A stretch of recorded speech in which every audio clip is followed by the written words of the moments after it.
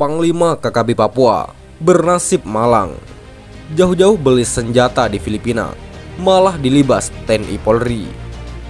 Melansir dari Tribun Palu.com, salah satu Panglima KKB Papua bernama Ngalum Kupel baru saja mengalami nasib apes.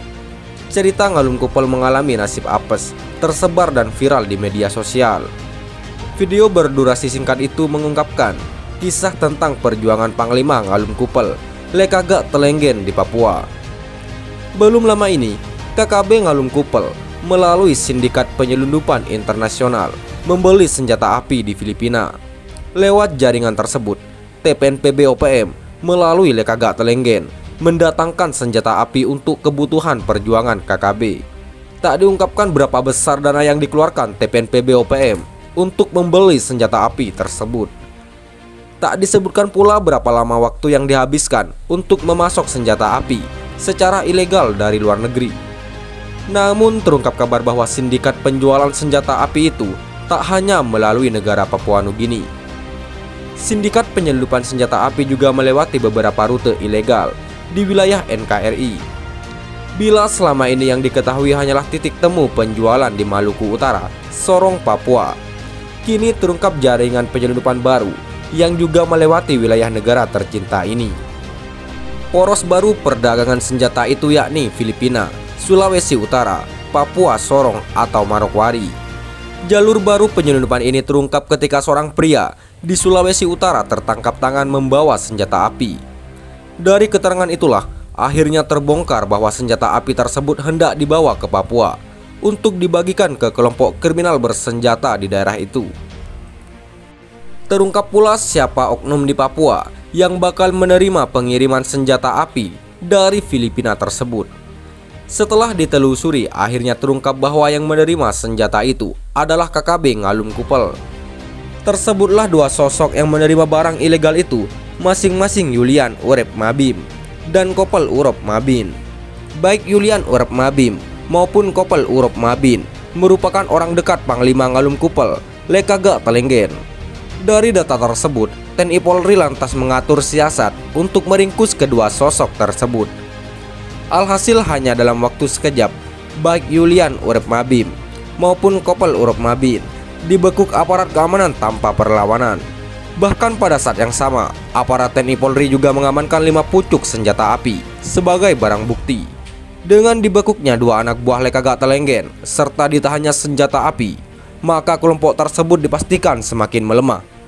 Apalagi dengan penahanan kedua oknum tersebut, rahasia tentang Panglima Lekagak Telenggen kemungkinan terbongkar seluruhnya. Bahwa membongkar rahasia sang Panglima bukan pekerjaan yang gampang, tapi setidaknya secuil informasi tentang KKB pasti akan terungkap ke hadapan publik. Untuk diketahui, Lekagak Telenggen merupakan Panglima KKB di wilayah Kabupaten Puncak Jaya. Tindakan kejamnya telah dicatat seluruhnya oleh aparat TNI Polri di Papua. Bahkan sepak terjangnya di daerah bergolak itu menorehkan catatan kelam bagi KKB.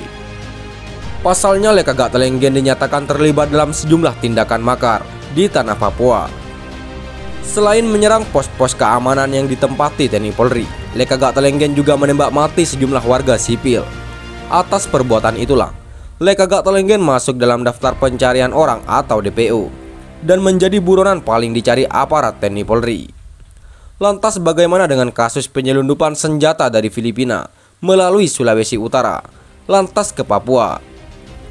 Hingga saat ini, kasus tersebut sedang ditangani aparat penyidik Polda Papua. Kapolda Papua Irjen Matius De Fakiri juga telah menyatakan bahwa pihaknya menyita 5 pucuk senjata milik KKB Ngalum Kupel yang diperoleh secara ilegal dari Filipina. Saat ini katanya, proses hukum terhadap Yulian Urep Mabin dan Kopel Urop Mabin sedang dilakukan penyidik. Bahkan untuk memudahkan penanganan kasus tersebut, kedua oknum itu juga sudah ditahan dan ditetapkan sebagai tersangka. Dalam video yang viral tersebut tak diungkapkan kapan anak buah Lekagak Telenggen itu ditangkap dan di wilayah mana kedua oknum itu diringkus. Yang dibeberkan hanyalah kejahatan KKB Ngalum Kupel yang selama ini dipimpin oleh Lekagak Telenggen. Disebutkan bahwa Lekagak Telenggen tak bedanya dengan Panglima KKB lainnya, yakni Egyanus Kogoya. Keduanya sama-sama bengis karena tak pernah berhenti melakukan penyerangan kepada TNI Polri dan warga sipil lainnya.